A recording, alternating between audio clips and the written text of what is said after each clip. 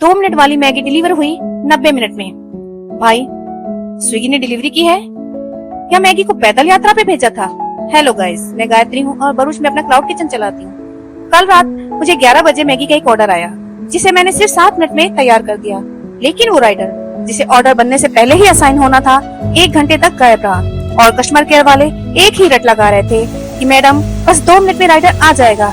भाई, तुम्हारा ये राइडर कौन से प्लेनेट से आ रहा है जो असाइन होने का नाम ही नहीं ले रहा? मतलब 40% कमीशन तुम भारी भरकम काटो और मेरी फ्रेश मैगी ठंडी होकर पत्थर बन जाए। इससे जल्दी तो मैं डायरेक्ट ऑर्डर लेकर खुद रैपिडो से कस्टमर तक भिजवा देती।